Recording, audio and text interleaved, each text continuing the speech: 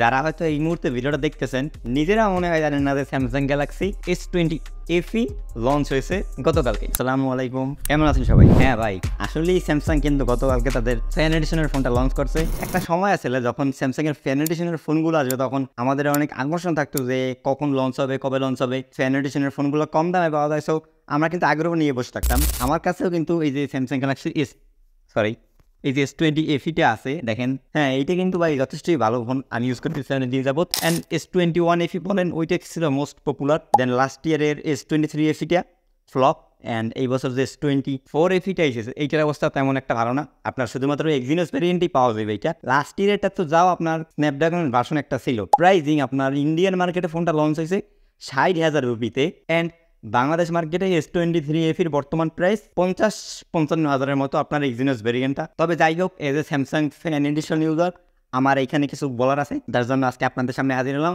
আর যেহেতু আমি S20 FE ব্যবহার করি, এইটা সর্বপ্রথম স্যামসাংয়ের ফ্যান এডিশনের ফোন, তো সেক্ষেত্রে যদি আমার ফার্স্ট ইমপ্রেশনটা S24 FE নিয়ে বলি সেক্ষেত্রে একেবারেই লো। কেন আজকে আপনাদেরকে বলতেছি।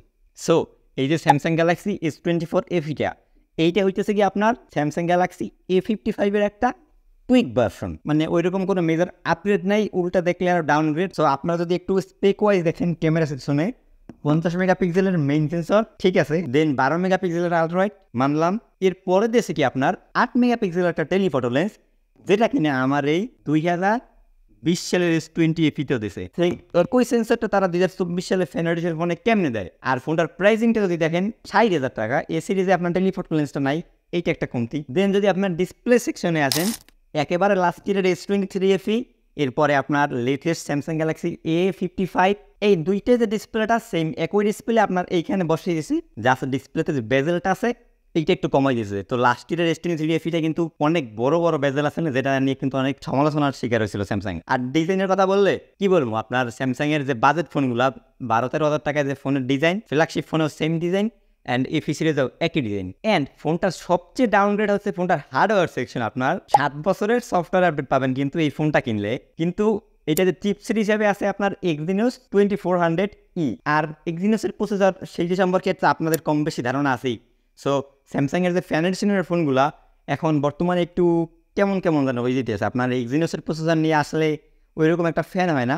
লাস্ট ইয়ারের S23 FE কিন্তু আপনার স্ন্যাপড্রাগনের একটা ভার্সন দিয়েছিল, তবে ওইটা ছিল আগের বছরের ফ্ল্যাগশিপ 8 জেনারেশন 1। সো আজকের ভিডিওটা করতেছি, এই পর্যন্ত স্ন্যাপড্রাগনের কোনো খবর নাই। হয়তো যদি ফিউচারে দেয় সেক্ষেত্রে আপনার 8 জেনারেশন 2 এর একটা ভার্সন বের করলেও করতে পারে। আর একটা কথা, স্যামসাং তাদের এই S20 FE নিয়ে তাদের অফিসিয়াল ইউটিউব চ্যানেলে 2টা কমার্শিয়াল ভিডিও বানাইছে।